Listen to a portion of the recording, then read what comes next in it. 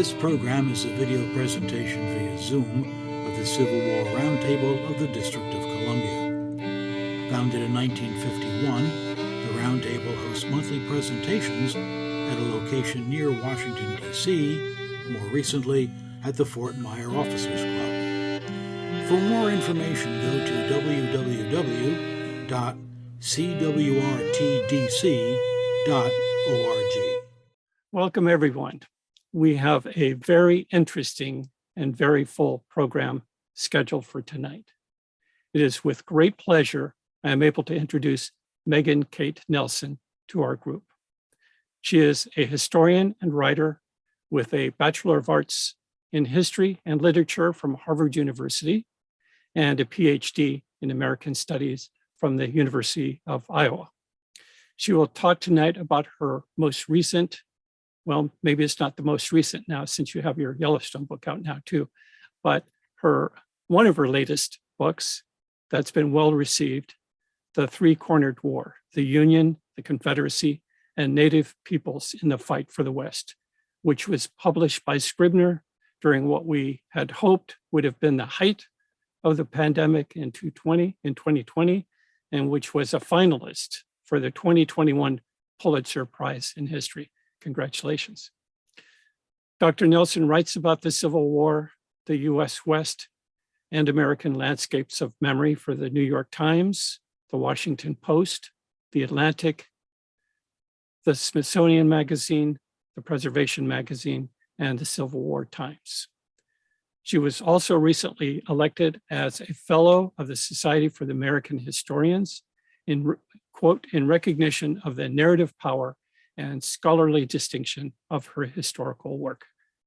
Scribner has now published her most recent book, Saving Yellowstone, Exploration and Preservation in Reconstruction America. Again, it is a great pleasure to introduce Megan Kate Nelson to our meeting tonight.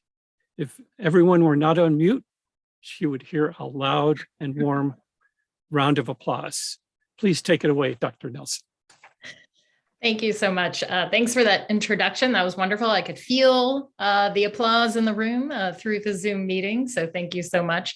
Thanks for being here, for taking time out of your night to come and talk with me about the Civil War in the Far West, which is a theater of the war we don't usually talk about, right? In either synthetic histories of the war or, or in classes, really very much, or in documentaries. I came to this book project a while back, probably in 2005 or so, when I was teaching Civil War classes at Texas Tech University, doing a huge amount of background reading for that, discovered that there were these battles in New Mexico between the US Army and the Confederacy, and had never heard of them before. And this was interesting and shocking to me because I am from Colorado originally. I had no idea that these battles had taken place in New Mexico. I had no idea that Colorado soldiers were part of that war effort on behalf of the United States, attempting to kind of push back a Confederate invasion of New Mexico territory in their attempt to take the entire West for the Confederacy. And, as a historian, whenever I discover something that I feel like I should have known about, that I do not know about, that immediately intrigues me. So I started to think about this project way back then. I really did start doing my first research for this book in 2010, which was before my second book, Ruined Nation, which was about destruction in the American Civil War, before that book was even published. But I didn't really start on the research kind of journey for this book until in 2014, jumped in my car, started this very long research trip through Colorado and New Mexico and Arizona and Texas, and went to pretty much every place that you read about in the book, every historical site, every kind of town that the US and the Confederate armies were kind of moving around and moving through, and then also went into Apacheria, into native lands, and to Diné-Bikéyah, which is the heartland of Navajo Nation. And you're going to see some photographs from that trip. I'm going to kind of take you through what I discovered in my research for this book and show you a couple of the sources that I used to build these stories. What I did discover is that there were multiple communities that were in conflict in this part of the country during the Civil War. Obviously, the title of the book tells you that the three major groupings were the Union, the Confederacy, and Native peoples. And I'll talk a little more in detail about that in a second. But what I really figured out is that there were all of these communities in motion. And I wanted to engage with their stories in a really meaningful way and put readers kind of on the ground with them. So for those of you who have read the book, you already know this. For those of you who have not, I chose to write this book in narrative history style, and I kind of stole a strategy that fiction writers often use. As Kurt noted, I majored in both history and literature undergrad. I'm an American Studies PhD, which is an interdisciplinary program, and I use literature a lot in my work, and I read a lot of fiction. And I decided that one way I could pretty effectively relay how individualized a lot of these experiences were, but how interconnected they were, was to use something called multi-perspective narrative. So when you look at the table of contents in the book, each chapter is named after a particular person, and you follow that person on the ground for a certain amount of time before you leave them and join someone else. There are 3 chapters in the book that do not bear those titles. Those are battle chapters that bring multiple protagonists in the book together in their struggle over the Civil War West. So it was really fun to experiment with that writing style. That was the first time that I had done that. My first 2 books are pretty academically structured history books. But this one, I think I have heard, at least from readers, that they enjoy that style and that it's more kind of fast paced and reads more like a novel, which is exactly what I wanted to kind of convey. And this is the reason I wanted to use that structure. But it is not a novel. It is not fiction. All of these people did exist. And I will introduce you to some of them now. So first of all, just a little bit of background. Why in the world are we even talking about the West, right? I mean, most of the time we talk about the West in the run up to the war, all of the conflicts over the territories. Will there be slavery there? Will there not be? The question of the West really drives the North and the South to war. But most often then when we talk about the Civil War, the guns fire on Fort Sumter, and suddenly it's like the West doesn't even exist anymore. But there was concern about the West. There was a desire to control the West pretty consistently throughout the entire war, especially in the beginning, for 3 reasons. One, both the US and the Confederacy wanted control of gold mines in California and in Colorado. As we all know, it takes a lot of money to fight a war. And the Confederacy in particular knew that they weren't going to have enough of it. So this was one of their major goals, was to get control of those gold mines. Second, each side also wanted control of Pacific ports, particularly the deep water ports of San Diego, Los Angeles, and San Francisco, possibly.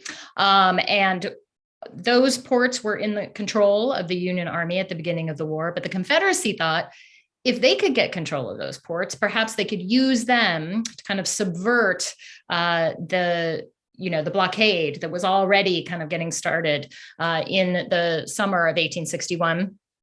And that they could use those ports to ship out their cotton. Maybe they could even make some sort of arrangement with Mexico to, ship things out in the Gulf of California. That would really help them, again, to fight the war effort. The third reason that the US and the Confederacy were interested in the West and either gaining control or regaining control of it was a little more abstract. And this had to do with their visions of the future. So for the United States, and the Republican Party, which comes into power at this moment, they're really envisioning the West as this land free of enslavement, right? They want this territory to be free and open for white farmers and ranchers and miners to settle without slavery kind of involved as a labor and economic system there. The Confederacy wanted to expand their empire of slavery all the way to the Pacific coast. There was a real desire not only to achieve that so that there might be some either European or Mexican recognition of their status as a nation. Also, there was a kind of desire that we can kind of track back to all of those filibustering campaigns earlier in the period, where they were really thinking about expanding to the Pacific and then using the Southwest as a kind of toehold to launch invasions of Mexico, perhaps even Central America, maybe even the Caribbean. And then they could really have a hemispheric empire of slavery. So for all three of those reasons, both the US and the Confederacy wanted control over the West. The Confederates made the first move by invading New Mexico territory in 1861. So the Civil War in the far West had 4 different phases. I'm going to take you through these pretty quickly, but we can talk in the Q&A more specifically about major moments here. But the first phase was this Confederate invasion. So this was the brainchild of Henry Hopkins Sibley, who was a career military man. He'd been posted at Taos when the war began, but he resigned his commission, went east to Richmond, met with Jefferson Davis, and pitched him this plan, which was to bring together Texas soldiers, all recruited from Texas, march on New Mexico, take that territory for the Confederacy by sacking all the forts along the Rio Grande, and then move west to California and take that state, or at least the southern part of it, for the Confederacy, get control of those ports, get control of some of those gold mines. Now, it was his strategy that he was going to build this army. They were going to subsist themselves on the move by gathering supplies and a huge beef herd.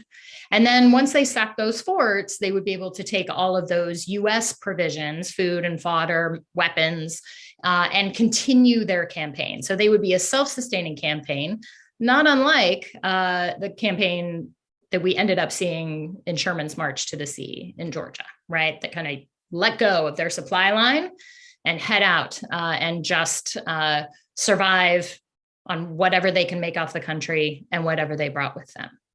So Jefferson Davis thought, this is a great plan. I don't lose any soldiers. I don't really have to pay for anything. And so he gave Sibley permission to create this army. So Sibley got back to Texas in the summer of 1861. By that time, there was already a movement underway to secure the western part of Texas and establish a base in El Paso. This was under the command of John Baylor, who is the first protagonist that you will meet in the book. Baylor did not have any military experience, really. He was a rancher, a politician, very pro-slavery, very pro-Confederate. He recruited 300 of his neighbors for the war effort in the spring of 1861. And as a reward, the Department of Texas for the Confederacy gave him command of 1,000 troops and told him to head out on the San Antonio Paso Road, which already existed. And you can see its track here all the way from San Antonio to El Paso. It's about 700 miles through West Texas. And if you've ever been in that part of the country, you know that pretty quickly, and especially once you cross the Pecos, that land becomes very dry and that water becomes very hard to find. So they needed control of that road to bring Sibley's troops along it. So Baylor set out in June. He made it to El Paso by mid-July. He had left a bunch of men at the garrisons along the way. And so he had about 300, 350 cavalrymen with him by the time he went to El Paso. Now, the thing about John Baylor is that he was ambitious. He was pretty self-absorbed and he was very, very impatient and paranoid. And so when he got to El Paso, he began hearing all these reports about E.R.S. Canby, who was in command of the U.S. troops in New Mexico, bringing all of his men and concentrating them at Fort Craig in central New Mexico and planning on marching on his position. So he was hearing these rumors. He got really nervous. Sibley was delayed in San Antonio because he just couldn't get his supplies together. And Baylor did what many of the commanders did in this region. And this is one of the interesting things about this theater of the war that characterizes it, is this complete independence of command. None of these commanders in this conflict asked for permission to do anything. They just acted on their own because they were too far away. It would take a month to get permission if they were going to send messages back and forth, because there was no telegraph line. There were no railroads. They would have had to send a note by stage, and it would have taken forever. So Baylor just took his men and decided in late July to invade New Mexico territory on his own. He successfully sacked the town of Mesilla. He forced the evacuation and the surrender of U.S. soldiers, about 400 of them, at Fort Fillmore in southern New Mexico territory. And on August 1st, he sat down in Mesilla and he wrote out a proclamation creating the Confederate territory of Arizona. So this is one of the only maps we have of that development in the war. And Arizona looks quite different than the Arizona we know today. It is horizontal. It's kind of it's that southern slice of what was then New Mexico territory, which is this huge expanse between Texas and California in that moment. But what Baylor figured is this kind of southern region was where all of the pro-Confederate, pro-Southern Anglo immigrants were. And that was true. They were kind of following the line when they moved westward. They followed that southern line to get to California. And so in the town of Tucson in particular, there was a very strong pro-Confederate population. So Baylor created this, again, on his own, no permission from anybody, and sent it east to Jefferson Davis for approval. So at this moment, the Confederacy stretched from the Atlantic to the California border to the Colorado River, which is really sort of extraordinary. And in terms of territorial land taking, which is one of the goals of warfare, it's an extraordinary moment in the history of the war. So Baylor, after that moment, kind of sat tight. He appointed himself governor, as one does, and kind of established headquarters for himself in Mesilla, and got up to some trouble that you'll read about in the book, which gets him into hot water with the Confederacy and ultimately removed from the army. In the meantime, Sibley's troops were on the way. They didn't actually get out of San Antonio until kind of fall, October and November. Did not arrive in El Paso at Fort Bliss until Christmas, which was several months later than they had planned on. Again, Sibley, in contrast to James Carleton, who you'll hear about in a second, a U.S. commander, not good at paperwork. He had a lot of great visions, and that's really what he was best at. He really could not get anything together. And by the time his troops headed out, they were headed into the teeth of probably the worst weather season in West Texas. Lots of storms hit them. It was cold. They were managing their water resources okay, but not great. Sibley had staggered them on the road. But by the time they got to Fort Bliss, they had to actually recover, and their animals had to recover for about a month. So they were really, really delayed. And this just gave the U.S. troops under Canby more time to prepare themselves and to gather at Fort Craig in central New Mexico, which is in fact what they had been doing. So Baylor had heard correctly. But in mid-February, Sibley decided the army needed to start moving northward because they were running out of supplies. They came upon Fort Craig on February 20th, thought about assaulting the fort, abandoned that plan when they saw how many troops were actually there in front of them, which was about 4,000. And Sibley had about kind of 2,800 effective troops. Again, these are very small armies. When you think about the context of other armies you hear about, especially in the Eastern Theater, especially in Virginia. However, their actions for their size are really incredible, especially in terms of territorial acquisition. So Sibley decided not to assault the fort. He decided to go around, and he ended up crossing the Rio Grande River, moving north a little ways, and then trying to recross. And it was at this crossing that we have the Battle of Valverde on February 21st.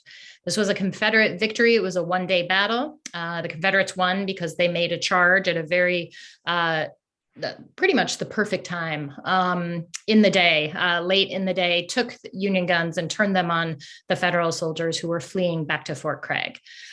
So total victory for the Confederates here, except that they did not take Fort Craig. So they had to keep moving. So they moved north to Albuquerque, took that, and then Sibley sent men up further north to take Santa Fe, which was surrendered to the Confederate Army in March.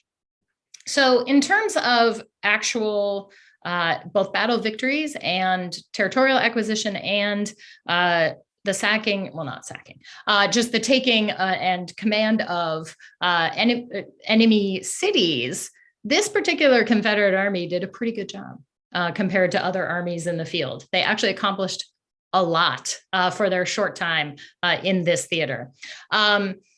So they were in Santa Fe, again, had a crisis of supplies. And so Confederate troops decided to keep moving north, left Santa Fe, met US troops who had come down from Colorado Territory at Apache Canyon and then Gloria Pass in late March.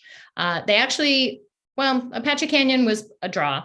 Gloria Pass, they actually won on the battlefield. However, the commander of those US troops, not a military man, he was a lawyer named John Slew, and he had read a lot of military history books, and he became enamored of the flanking maneuver. And so he sent John Shivington and 1/3 of his troops around the back of the Confederate position and destroyed their entire wagon train.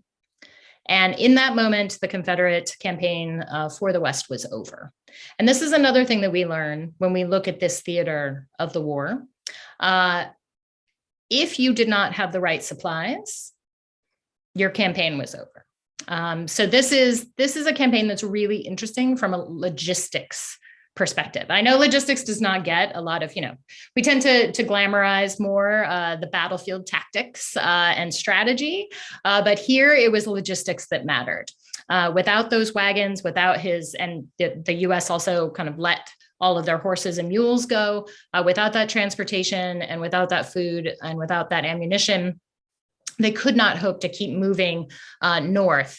They were trying to get to Fort Union to resupply themselves, and that didn't work. So in early April, they fell back to Santa Fe, and in early April, they began a very long retreat through New Mexico, which included this little detour through even more sort of arid desert country here to the west of the Rio Grande, and then landed back in El Paso in May, retreated all the way back to San Antonio by the summer. So at this point, this second phase of the war was over. The US Army had successfully pushed the Confederates back. So one of those US Army soldiers, who is another protagonist in the book, who fought at Valverde and then sort of tracked the Confederate troops as they were retreating, Canby did not want to fight the Confederates in the field because he did not want to have to take them prisoner, which would have meant that he would have had to feed them. So again, we have logistics driving decision-making in this theater of the war. Alonzoickis and his comrades in Dodd's Independence, which was a Colorado outfit filled with gold miners, they were really angry about not being able to fight the Confederates again. They wanted a battle victory. They had lost at Valverde. And so they were actually a little upset at Canby for not letting them fight. But it was a really good decision for that particular kind of theater of war. So Alonzoickis allowed me, he was actually the first protagonist who I kind of chose for the book. I went back into my notes and I found out that I first saw his diary at the Denver Public Library in 2010. So this was even before I took my big research trip. I had identified Alonzoickis. He had come from Iowa. to participate in the gold rush of 1858 in Colorado, which is another gold rush we don't talk about very much. But it had this very important effect, which was to bring tens of thousands of young men who were eligible for the fight and who could muster into the US Army or the Confederate Army, if that was the way they leaned, because mining towns were actually most of the time fairly evenly divided between Northerners and Southerners. But in Colorado, all of the mining towns successfully went for the US, as did Colorado Territory. But he joined this group of his fellow miners, marched south to Santa Fe, mustered into the Army officially, and then went and fought at Valverde. And when I read Ickes's diary, as you can see, it's in, even though its binding has come loose, it's in fairly decent shape, and his handwriting is actually readable, which as historians, and I know that a bunch of you have done a fair amount of research too, you sort of are gleeful when this happens, right? When you can actually read the handwriting in the original source, it's delightful. And those of you who've read the book know that Ickes is quite a character. He kind of leapt off the page of that diary at me. He was pretty unfiltered. He talked about all of the drinking and the carousing and the fighting that soldiers did while they were on the road. He was very openly racist toward his Hispano colleagues in the 1st New Mexico Volunteers, which was one of the most diverse fighting units in the war, and certainly the only one in the war at this point in the conflict. And for a historian and a writer to have a source like that, to have a person who comes kind of so fully formed off the page like that, is just a gift. And so Alonzoickis quickly became a sort of primary figure here to narrate his experience of this part of the war effort. So as these fights were going on along the Rio Grande, there was another phase of the war that was developing. And this was the creation of a California column of about 2,000 soldiers, cavalry and infantry, who were training in Los Angeles and ultimately marched east. Again, and another one of these long marches, which characterizes the theater, made about a 600, 700 mile march from Los Angeles all the way to the Rio Grande. So this column was under the command of James Henry Carleton, who was another career military man. He had been posted in the West for the majority of his career. Carleton, as you will see, kind of goes a little sideways during this history of the war, but in the beginning, he was really tremendous. Unlike Sibley, he was very good at all of the organizational paperwork, at supplying his men, at planning. He pretty legendarily trained them into the ground. He made them carry their packs around all the time, fully loaded, so they would know what the experience would be like walking, especially the infantry walking along the road. He sent details forward to clean out wells and to stash hay so that his men could be provided for along the way. He knew he had to stagger them through the desert to manage all of his water supplies, and he had them march at night. One of the reasons, though, he was actually ready, and the California column was ready to leave by December. And if they had left then, they would have actually gotten to the Rio Grande in time to help Canby dispatch with Sibley. However, in mid-December, a weather phenomenon began, which we have now become familiar with, the bomb cyclone, which came roaring into California and dropped several feet of rain on the state over the course of 6 weeks. So cities were just full of water. The roads were impassable, and Carleton had to wait until March to get his troops actually on the road. So by the time they left, they had really missed most of the major engagements between the US and the Confederacy. But they went anyway because they knew that the Confederacy was still there. And they knew they could at least do something perhaps to help. So they set out. One of Carleton's distinctions here and his level of preparedness is that he did not lose one man to sunstroke or dehydration or starvation along this incredible desert route, which is roughly like I-10. If you've ever driven this route kind of through southern Arizona, then you're familiar with the landscape. And, to me, at least, it seemed as I was driving through there kind of terrifying, the prospect of actually being out on the road on foot or even on horseback. And so that fact in itself is sort of phenomenal. The California column had two major important engagements. One was at Picacho Pass on April 15th, where an advance guard kind of ran into a couple of pickets that had been sent west by John Baylor to take the town of Tucson and to kind of send out feelers toward California. This was an important moment because there were a couple casualties in this battle. If you've been to this historic site, it is Arizona's kind of major Civil War historic site with monuments for both sides. And again, it was just a handful of men on either side, nothing compared to Antietam, to any of the major Virginia campaigns. But it was a momentous action because it let the Confederates know that this very large army was on its way from California. So the men who survived rode very quickly to the east. They told their commander in Tucson, Sherrod Hunter, that the Californians were on the way. He bolted, went back to Mesilla, told John Baylor, and that really shaped the Confederate plan to continue retreating and not to try and put their army in the field because they knew that Carleton was on the way. So after that moment, Carleton continued east and met an unexpected foe, the Chiricahua Apaches, at Apache Pass, which was a mountain pass with access to Apache Spring, which was the only water source within a 60-mile radius in southern Arizona. Chiricahuas controlled this territory. It was part of Apacheria, their homeland, and they controlled access to that spring. And they contested the U.S. Army marching along this road. The U.S. actually won this battle in a two-day fight and established Fort Bowie, which is still there. And you can actually see the original ruins of that first fort that U.S. soldiers built in 1862 at that site. And it's a little hard to get to. And we can talk about National Historic Sites also, because I know you guys have an interest in that and where they are and how many have been retained. It's really kind of remarkable, everything that does, in fact, remain here in the Southwest. This was an important battle, not only because it was the first time Chiricahua Apaches had lost control of this part of their territory, but also because it galvanized James Carleton. Now, before this point, he had been fairly flexible. He'd been thinking he could have diplomatic relations with Native tribes in this region. He could establish alliances with them. They could provide for his armies.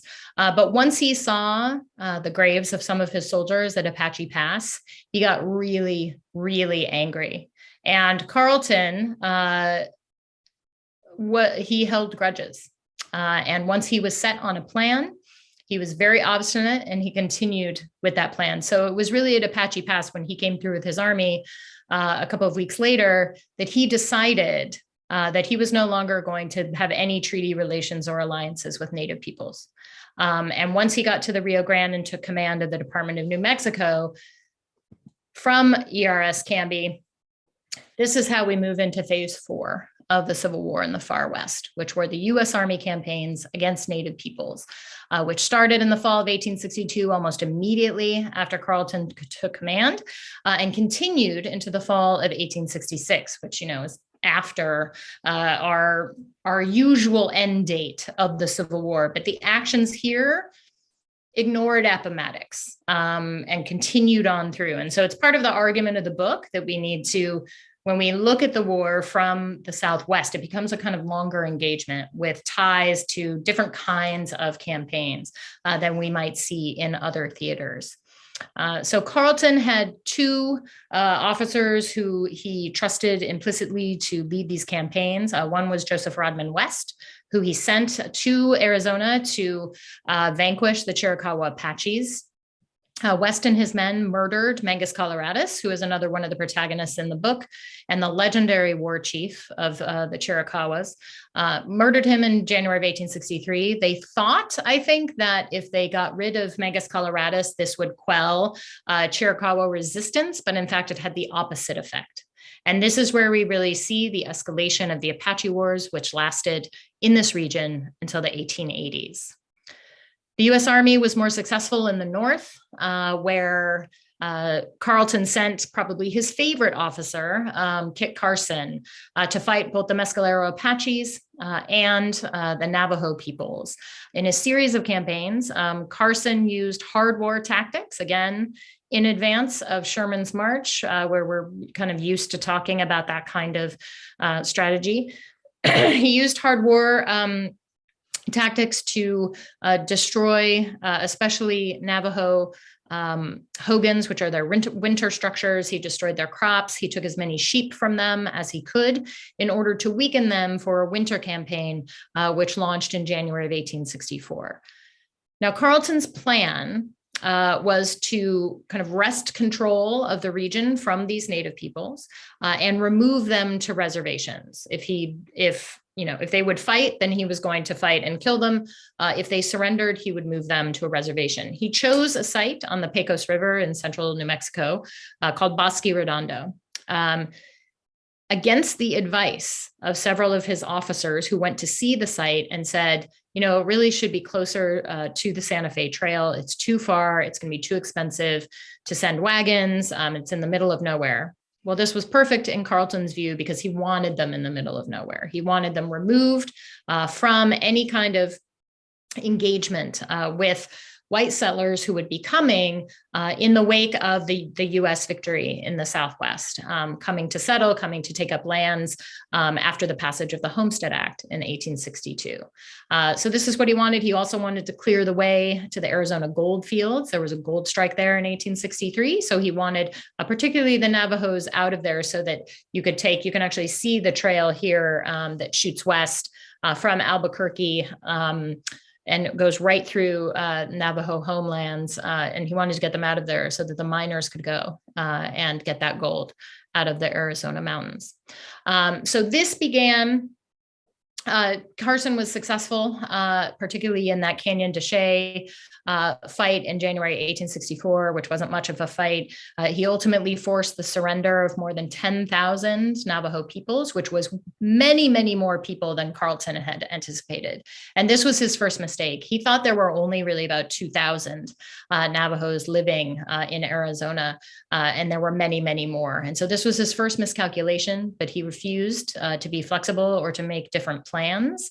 And so what happened at Bosque Redondo, which was a humanitarian crisis at the level of Andersonville with a 25% mortality rate, that is almost entirely on him. There were a couple of things that he couldn't control, insect infestations and hailstorms that destroyed some crops, but mostly it was Carleton just sort of losing all control of his logistical genius.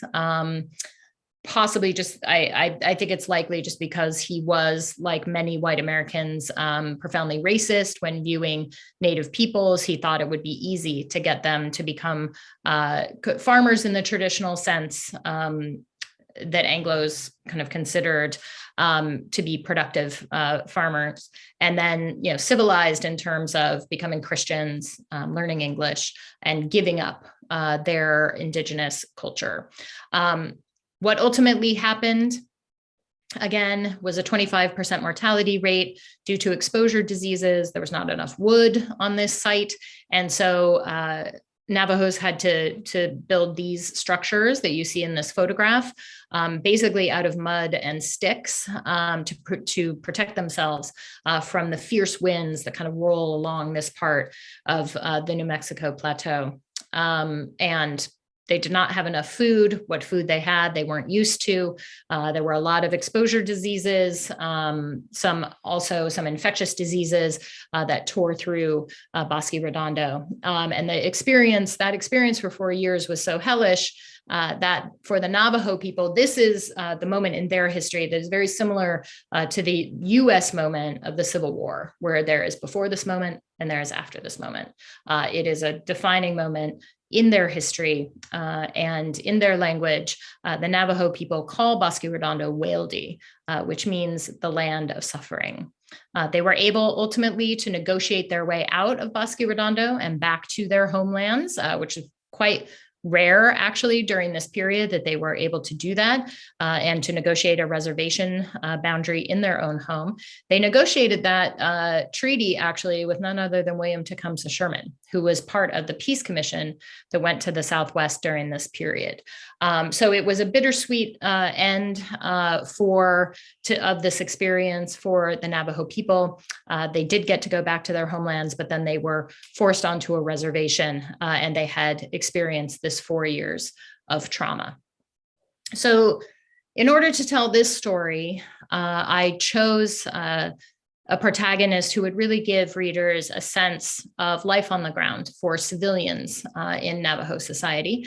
So I chose Juanita, who was married to Manuelito, one of the great headmen of the Navajo peoples. She was a weaver and a kind of prominent, even though she was quite young at this time, she really had Manuelito's ear and really shaped a lot of his decision-making in this conflict. One of the interesting things about Juanita is that she left no written records. So for my purposes, I had to get a little more creative with my source base for her. Luckily, I benefited from the great generosity of two Indigenous historians, Jennifer Nez Dinetdale, who is a descendant of Juanita and wrote a biography of her, and then also Ruth Russell, who was a historian of Navajo life and women. Wrote a book about Navajo women, and then also collected stories of the Long Walk, which was the 400-mile forced removal walk from the Navajo homelands to Bosque Redondo. So through those sources and through some others, I was able to piece together Juanita's experience. Now, one of the sources that I did use for Juanita were textiles. And this was actually really fun. This kind of took me back to my American Studies roots to look at material culture as something that can tell us something really interesting about a moment in history. So on the left, you can see the style and design and colors of a chief blanket, which is a pre-Bosque Redondo style. And then here on the right is a Germantown eye dazzler, which is a textile born out of Bosque Redondo and the period after. And the reason that they are so different is that Juanita and her fellow Navajos really they were used to having large sheep herds from which they could shear the wool and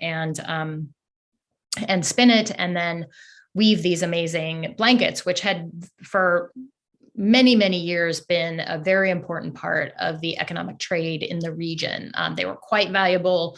They were seen as valuable. They were weather resistant. They were warm. And they were really one of the ways that women took care of their families and contributed to the Navajo economy. They did not have these sheep herds, or they were really depleted at Bosque Redondo. And the sheep that Carlton got for them were not the same kind of sheep that they were used to. So the whole texture of the blanket changes.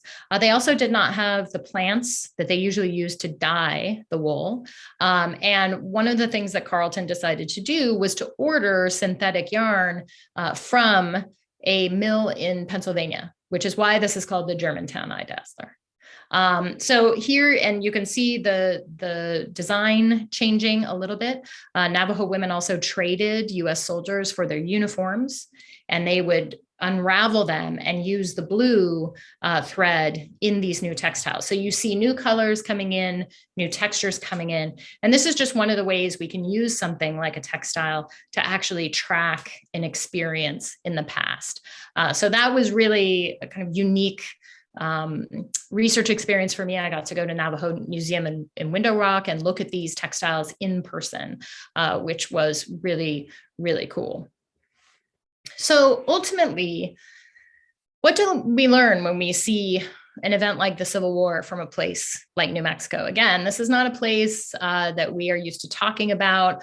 A lot of military historians and also social and cultural historians really think of this theater as marginal, but I think it shows us really, really interesting things. I think it shows us that the Civil War was, in fact, a continental conflict. It was about the North and the South, of course, but it was also about the West. It involved US soldiers and Confederate soldiers, but it also involved indigenous peoples. And part of the Union Army's job in this region was wresting control away from indigenous peoples in this region to create that better future that Northerners had envisioned, this kind of free labor society in the West. That vision did not include Native peoples. It also shows us a kind of interesting, as I've noted already, an interesting environmental aspect of the war. The high desert's a very hard place to fight a war. And again, even though we think of these numbers as so incredibly small, these were the largest armies that this region had ever seen. And the reason for that is that it is not suitable for the kind of warfare that was going on in other theaters and other parts of the country. This was ground that was more suited to guerrilla warfare, to small groups of mobile bands on horseback, lots of cavalry action, not men marching into battle and, having a more traditional kind of battlefield experience, lining up men and charging at one another. And the distances were so vast that logistics became really, really of outsized importance in this theater, which makes it different from other places. We also can look at, I didn't talk extensively about the first New Mexico, but the first New Mexico had Hispano soldiers, it had Anglo soldiers, and it had indigenous scouts and spies from multiple tribal nations. This is the most diverse army, I think, in the entire war, and certainly before the summer of 1863, when Black soldiers were brought into the armies in the East. So you start to see a different vantage point. You start to think about the war kind of in a new way.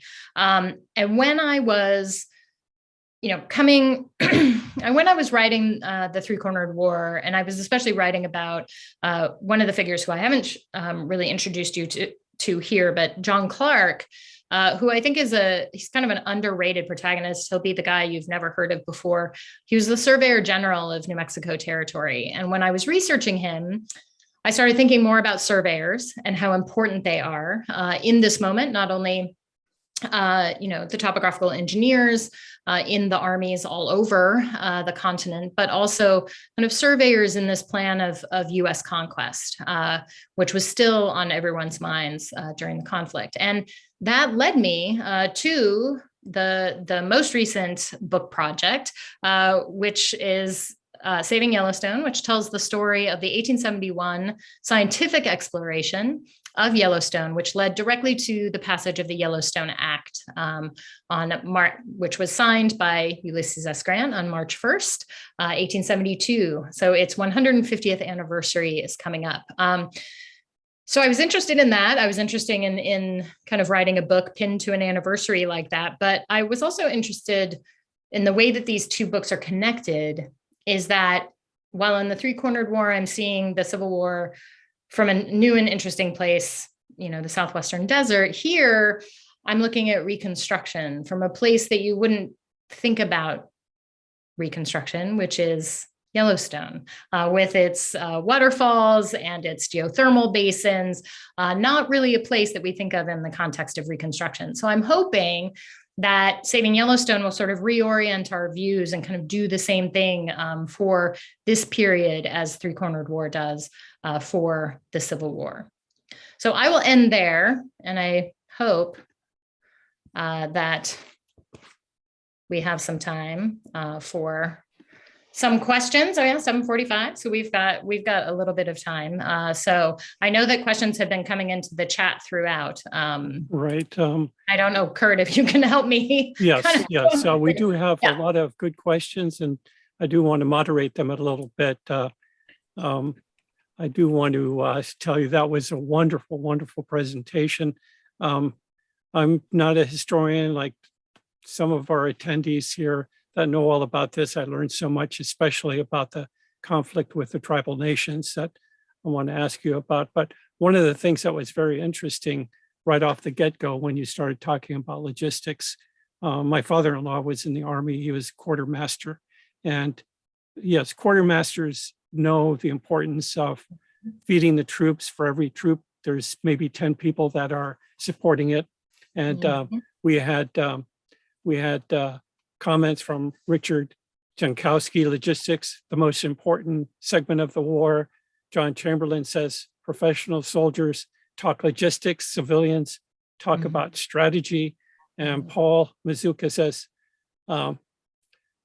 Grant cut his teeth as a logistics man, quartermaster. And then John added, a retired Marine officer told me, amateurs talk about strategy and tactics and professionals worry about logistics. So that is so true. I like it. Yes. I do want to open it up to questions, but I do have a question is, I did not know about this aspect of the war against the tribal nations. And I guess that first battle, were the tribal nation members that were in that initial fight against the Union, were they in uniform? Were they clearly Confederates? Or was this a case where, where was the distinction? What was the basis for fighting the tribal nations there, if it wasn't clear that they were pro-Confederate? Mm-hmm. Yeah, that's a really good question. I don't think that Carleton knew if the Chiricahuas had signed any sort of treaty of alliance with the Confederates. All his men knew is that they marched up to Apache Pass and Chiricahuas fired on them, right? So they were defending their homeland, their territory, and their access to Apache Spring in that fight. And so, and Carleton had been aware. He knew that Chiricahuas had sort of taken control of that part of the mail route. They had already launched a couple of attacks on US positions and on civilians moving through the area. So he had given instructions to his advanced teams to be on the lookout, right? to not just kind of be marching blithely through Apacheria thinking that everything was going to be okay, that they should be actually aware of their surroundings and they should pay attention. They had not been there before, though, and they did not know that when they started winding their way up to that pass, that they were basically going to be sitting ducks, that Chiricahuas had the complete advantage of position. What they didn't have, though, was a cannon. And this is something that is also interesting that I discovered. Anytime that US troops had a cannon in any of these fights, they tended to be victorious, or at least there was a draw, because indigenous peoples had no answer for that. They had rifles and muskets, and they had bows and arrows, which they were still using to great effect. But they had no answer for the US cannon, any of them, the field cannon, a howitzer, any of the light works, because they didn't have it. And whenever they were faced with that, they tended to withdraw. But so basically this was an action sort of opportunity for the Chiricahuas, which they unfortunately lost. So I don't think Carleton set out initially to fight Chiricahuas at Apache Pass. But after it happened, he was very much targeting Native positions with those later campaigns. Well, if there was a post-battle analysis done where they said, oh, well, they weren't really, they were just protecting themselves. And yes, we fought them because they fired upon us. But when did the policy change from, okay, we'll fight the Chiricahua or the Navajo if they are pro-Confederate, or was there a policy change where it just said, no, it didn't matter? It didn't matter. They could have made an argument for, if Carleton had really felt that he needed to defend that action, he could have said, well, we, suspect the Chiricahuas of trading with Confederates and kind of helping them and aiding and abetting them, which they did not do. I should note, Chiricahuas and Mescalero Apaches and Navajos during that whole U.S. Confederate fight up and down the Rio Grande were just hitting them in raids and siphoning off animals. They were taking supplies because this was an incredible opportunity from their point of view, right? Suddenly all these men show up on the road with animals, and this had been the basis of their raiding economy for hundreds of years, right? So they just were like, this is just a gift, right? So they had been attacking both positions and they had not signed alliances with anybody. But I think Carleton and most of the commanders can be included who had led his own campaign against Navajos in 1860, with actually Henry Hopkins Sibley as his second in command. They were used to frontier warfare.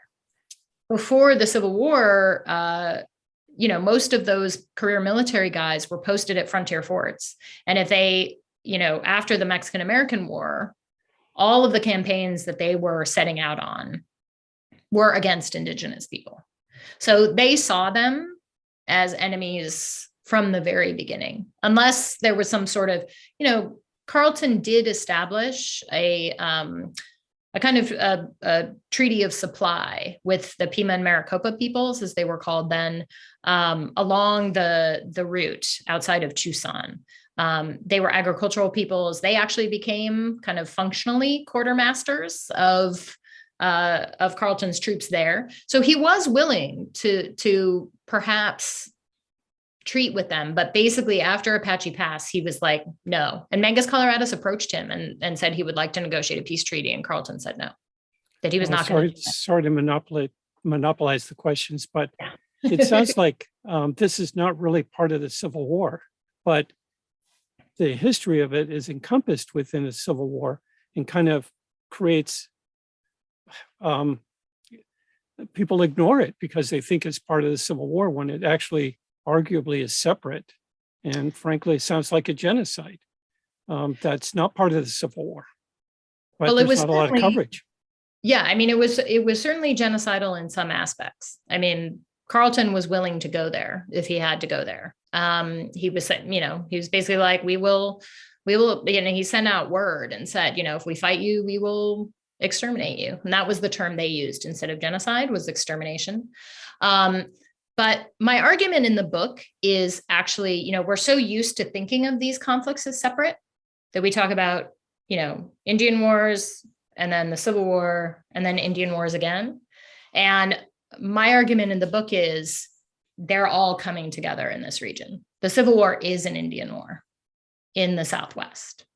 And it takes on those characteristics. And the goals are the same. The goals for the Republican Party are the same. Lincoln signs the order creating Bosque Redondo, right? Republicans okay a survey out to the gold fields so that Anglo settlers can go there. And, this is implicitly a support of Carleton's new Indian policy in the Southwest. And this is part of a larger vision. I mean, this is also part of, do we think of the 1862 Homestead Act as a Civil War action? I think that it is. It's not just because it takes place in 1862, but the conditions of the Civil War are shaping that decision, that legislative action. And then that creates a whole different aspect of the war that draws the West into the conflict in a new way. Mm-hmm. Very fascinating. Thank you. Well, let me get to some of our questions here. Maybe the first one, I'll jump around a little bit, but I think that's Steve. Steve Jaron, do you want to ask questions about Kit Carson's involvement? Yeah, thank you, Kurt. Yes, I thought that Kit Carson was also involved in the Santa Fe or Gloria Pass battle with the Colorado Volunteers. No, he was not. He was further south. He was with actually Alonzoickis and his troops defending Fort Craig. The Gloria Pass action was all U.S. troops coming from Denver City who had been mustered pretty much basically for that purpose. And they double timed it. They had this incredible march kind of down from Denver all the way to Fort Union. And then they heard that the Confederates were on the move, and then they moved out. So they were under the command of John Slough and then John Shivington, who later became notorious for the Sand Creek Massacre, was the one who, with the help of a Hispano guide, executed that, the flanking maneuver that destroyed all of those wagons. And I should also say, this is a sort of epic moment in the history of the Southwest. It's often called the Gettysburg of the West, Gloria Pass. And it, again, demonstrates the importance of logistics and supply.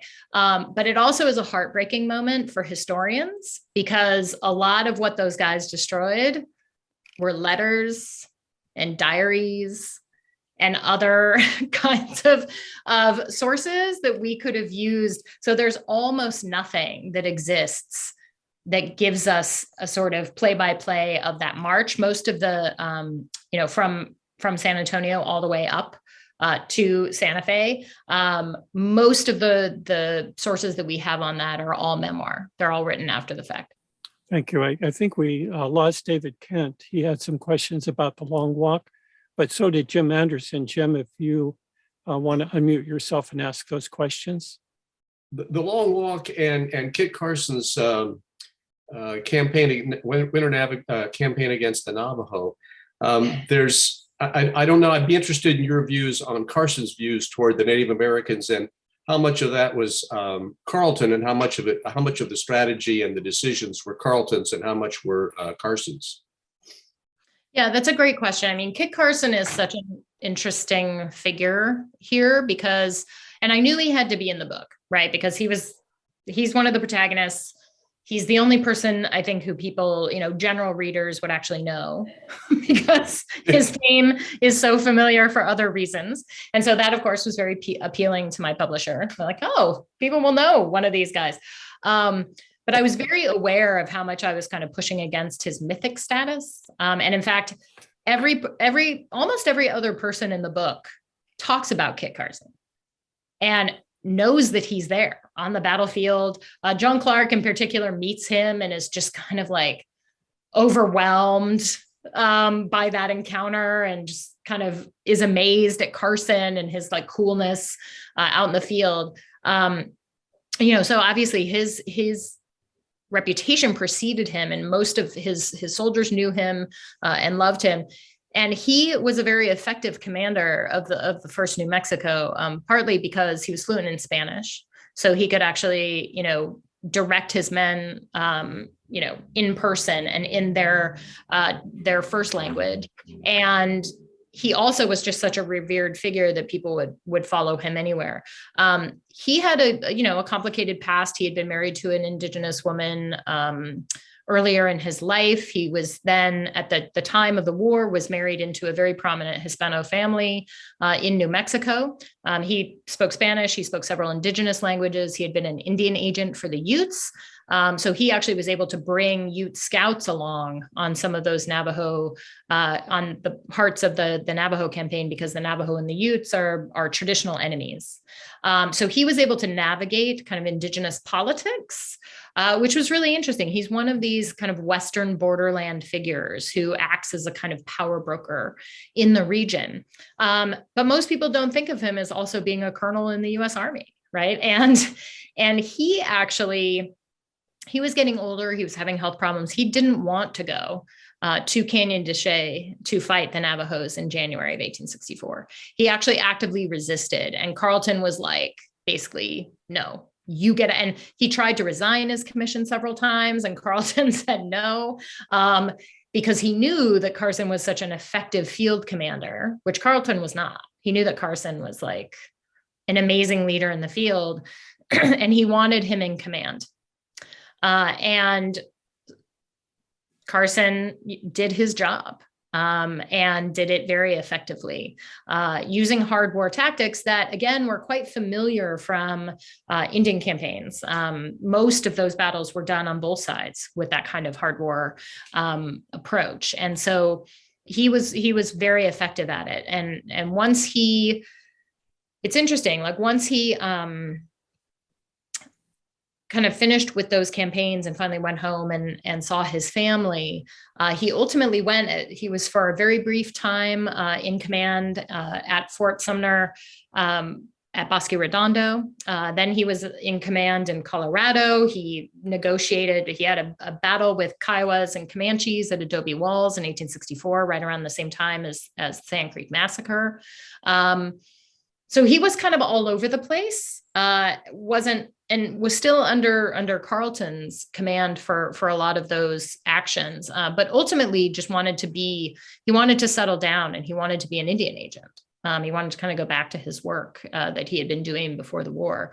But I think he is a perfect example of how the Civil War and the Indian Wars come together in this moment, because he serves in both of those capacities, like at the same time. But it is true that it was hard to kind of get a handle on him. We only really have this autobiography that may or may not, be actually true from before the war.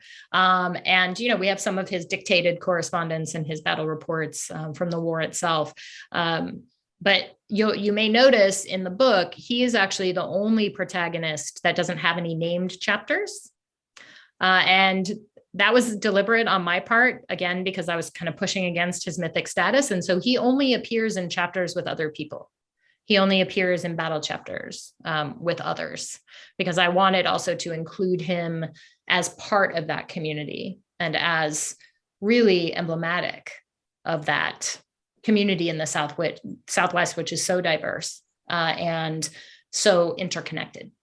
We have a question from Jim Carr. Jim, if you want to unmute, but Jim is basically curious about the percent of troops that were on both the Union and Confederate side that were tribal members or Mexican Americans. And I guess that goes to my question about, well, if they weren't in uniform and with the Union troops or with the Confederate troops, maybe that's a difference. But Jim, if you want to expand on your question, I guess it's just a question about the Union troops and the Confederate troop makeup of tribal members and Native Americans. Well, certainly, given that part of the country, I would expect a significant percentage of Mexican Americans, at least from the state of New Mexico, which even today has the largest percentage of Latinos of any of the states. And the other curious thing to me, I attended the dedication of the Native American Museum on the mall, the Smithsonian Museum. It had 25,000 Native Americans walking down the center of the mall for amazing celebration.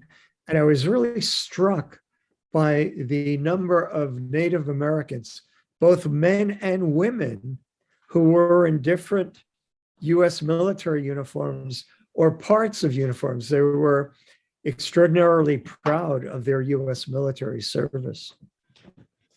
Absolutely, yes. As for raw numbers, I'm not sure we have an exact number, but the 1st New Mexico, which was the largest army in the field for the entire fighting force for the US, was probably around, it was between 1,000 and 2,000 men, and the vast majority of them were Hispano. The militias, there were militia units that kind of came in as auxiliaries, and they were all Hispano. Then we had, there were Army regulars there who were almost all Anglos, who had been brought in from forts all over the Southwest. And then there were a couple of companies like Alonzoickis that had been recruited from the Colorado goldfields. And then, of course, SLU's troops coming down from Fort Union were their own kind of contingent, and they were all Anglo, except for a couple of guides who they had who were Hispano. The number of indigenous scouts and spies was probably only around 20 or 30 at any given moment. They would often join for a single campaign and then leave because that was their traditional way of fighting. They did not muster into the US Army in any sort of specific way, but they often acted as guides. And in fact, in Carson's fight against the Kiowa and Comanche at Adobe Walls, he had a couple of Mescalero, Apache, and Navajo scouts and spies from Bosque Redondo with him, which is sort of wild to think about. But yes, there is a very long tradition from that moment. And in fact, Sibley thought that he was going to be able to get Hispano-New Mexicans, and there were about 50,000 of them at this time in New Mexico. He thought that they would come with the Confederacy because he thought that they had only been US citizens, for about 12, 13 years, and they might have some enmity for the federal government in the same way that the Confederates did. There was also a tradition of slave owning, which was a different kind of slave owning than in the Southeast. It was a kind of Spanish and then Mexican and indigenous trade in captives. And the system was very different, but they did have enslavement and it was legal. And so Sibley thought, they'll come with us and then they'll give us all of their agricultural produce from along the Rio Grande. And that did not happen. Hispano-New Mexicans remembered very vividly the Texans' attempt in 1841 to take Santa Fe for themselves. And so they had a grudge against all Texans. So it actually backfired that all of Sibley's troops were Texans. Most of them Anglo-Texans who had come into Texas from different parts of the South during the 1850s, and then also a couple of contingents of Germans. But I don't think they had any indigenous or Hispano scouts or guides. If they did, there were just a handful. I think they did have wagon masters who were Hispano for that huge wagon train that they had coming from San Antonio to El Paso. But those were not fighting forces. So they were two very different armies in the field. But yes, and Hispano-New Mexicans, from that moment started serving in the U.S. Army. They and indigenous peoples, particularly Navajos, famously the Navajo code talkers are, very well regarded and famous for their work. But there is a very strong tradition of military service in Hispano-New Mexico and in indigenous New Mexico that's still with us today. So I'm not surprised to hear that, actually, that they're wearing their uniforms during that celebration. Thank you. Jim, any follow-up questions on that? I was curious about the difference in the slave owning, because maybe in the Mexican culture, there's more of it's not a purely caste system, but there's a sense of your place in life, and you could be born to be in have a certain sort of responsibility. So you would work in the fields, you wouldn't necessarily be a manager or high up as in the hierarchy, basically. So I could see how you could become deemed kind of a slave. Well, there was there was kind of unfree labor. There was a whole class of people called peons who are pretty much in debt peonage, where they're working for ranchers or farmers, and they're working off some sort of debt. And of course, they never are able to work it off. But there was an active trade in slaves, and those were indigenous, and they were also Spanish and then Mexican. So because these battles were taking place for a while before Americans kind of got to the Southwest in 1846. And there was a regional trade. Usually people would take captives who they would either call captives or they would use their term for enslaved people during warfare. And then they would trade them often. Sometimes they would bring them into their household. Sometimes there would be intermarriage. So there are long lineages, especially in Zuni and in Hopi and in Navajo communities, of families that are both indigenous and Hispano because of this trade. So it is quite different, obviously, than African-American slavery in the Southeast, much less widespread, but there was enslavement. It was just part of a kind of broader field of what historians of the West kind of call unfree labor. So they weren't free. They weren't enslaved as African Americans were in the Southeast, but they were somewhere in between, which we've, have kind of decided to call unfree. Walter, you have some questions. If you'd like to unmute yourself and go ahead and ask Dr. Nelson. I'm so pleased that you were able to, I was so pleased you were able to pay some attention to this. I'm a reenactor out in Colorado, and this whole area, including Pachuco Pass, and that is so hard, so unwell known. Yeah. And yet Fort Union is worth a visit. All of the forts are still pretty much intact, but I'm curious, is there any other incursions that you're aware of that the Confederates made? I'm thinking maybe most of the ones that everybody knows about are in Kansas, but I know about the two, but are there others out there that you're aware of? In terms of Confederate action west? Yeah. Mm-hmm. Yeah. I mean, definitely Kansas, Indian Territory. That area of the Trans-Mississippi is a really interesting place that historians have been focusing on Indian Territory for a while now. But there are more and more works coming every day. In fact, Faye Yarborough just has a book out called Choctaw Confederates, which is worth a look. She's an amazing historian. And that is a really interesting area of the country because it is quite divided. It is kind of like a border state in some ways, although these were indigenous nations whose sovereignty was in fact recognized.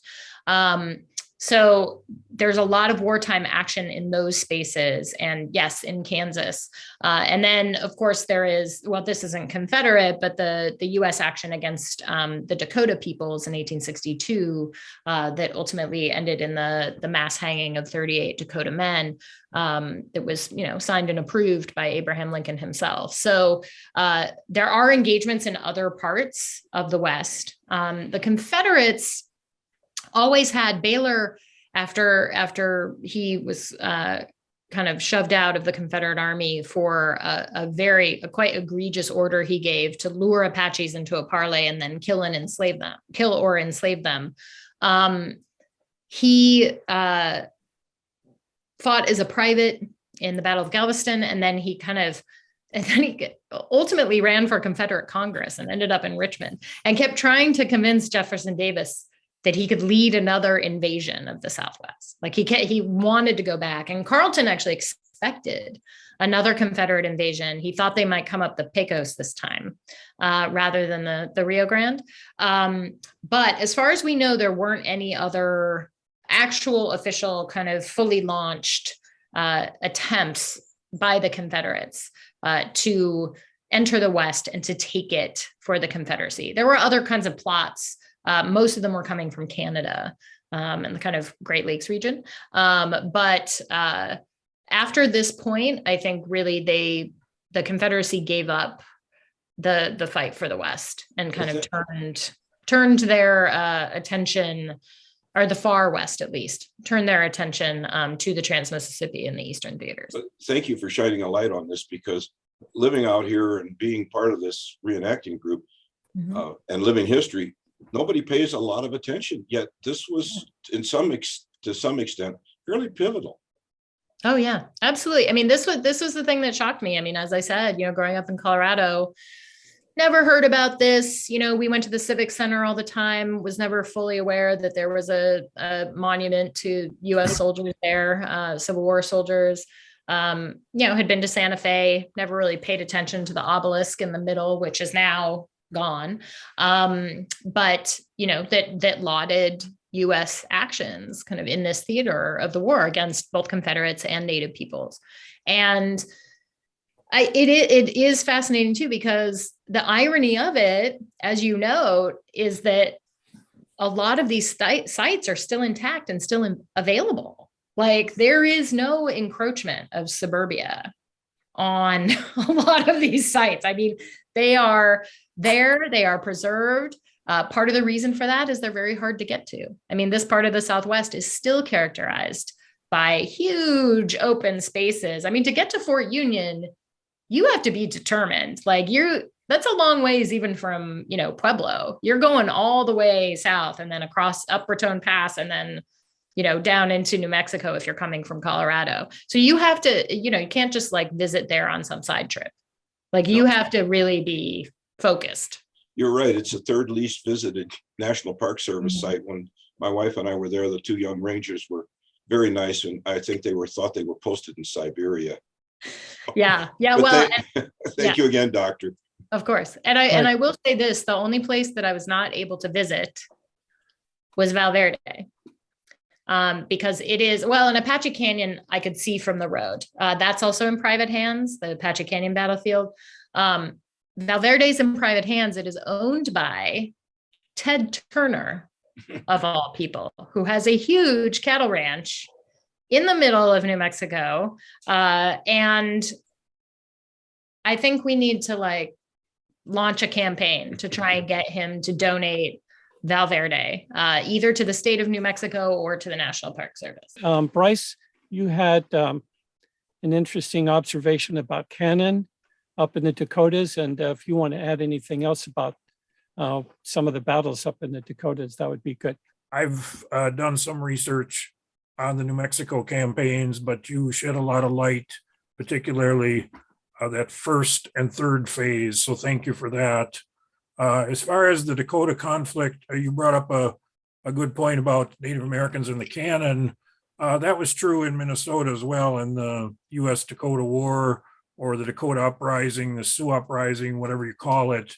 It goes by a number of names, but the Dakota were very good fighters, but they hadn't done or come up against artillery very much, and they were very threatened by it. In fact, one chief that was present at the Battle of Fort Ridgely, and there were two at this. It was actually an artillery training fort on the Minnesota River on the Minnesota frontier. But Chief Big Eagle made the statement, and I think this sums it up well. The fort, meaning Fort Ridgely, was the door to the valley as far as St. Paul, because that was the plan, was to wipe out all the white settlements along the Minnesota River, which is the major river that flows entirely within the state. In fact, the state of Minnesota is named after the river, not the other way around. So that shows you how important that river was. But most of the white settlements were concentrated along that river, and that was the plan of the Dakota, was to wipe them out. And the fort stood in the way, and so he's making that statement that this fort was the door. But then he went on to say the defenders were very brave and kept the door shut. So those battles, the presence of the artillery really scared the Dakota. And as a member of the New Ulm Cannon Battery, which is a group that's actually never been deactivated, they were formed to defend New Ulm in the wake of the U.S. Dakota War. Unfortunately, they weren't there when the battles were actually happening. They were formed after the fact. But this group has never been decommissioned. It's still an active military group, and I happen to belong to it.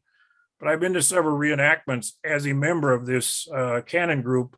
And yeah, I wouldn't want to have to come up against that either. So I don't blame them for being intimidated by the presence of the cannon. You know, we talk about light artillery. Well, there's nothing light about it. If those projectiles are flying at you, it can be deadly.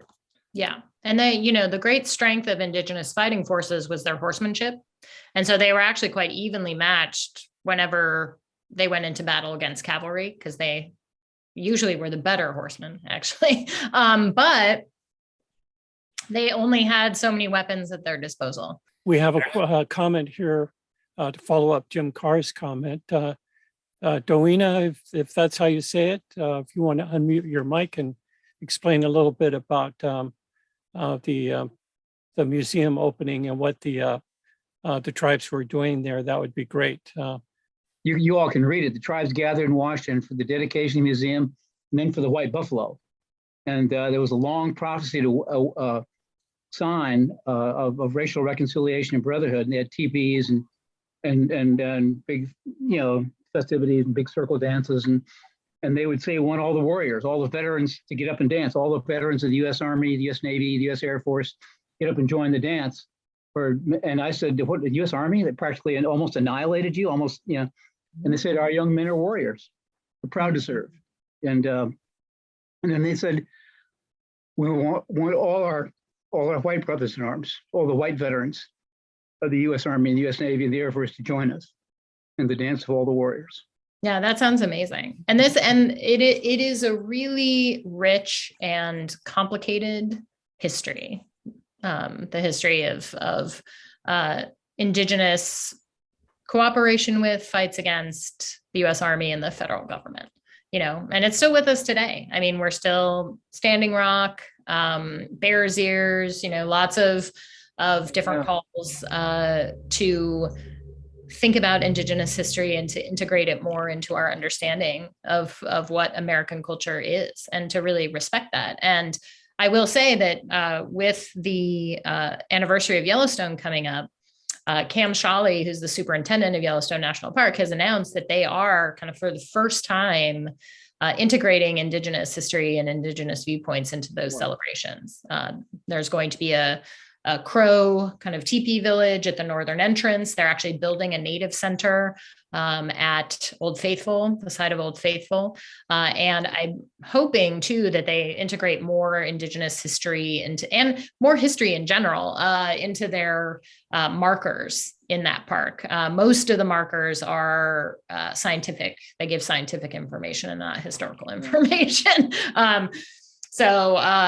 So we'll see. I mean, that has been the promise, and hopefully that will happen, because, you know, I think Americans in general need to know about all aspects of U.S. history. All Americans do, and that means integrating Indigenous history into our understanding of what the Civil War is, what Reconstruction is, you know, and all time periods. Well, that was a beautiful evening. It was a beautiful dance. Had you ever?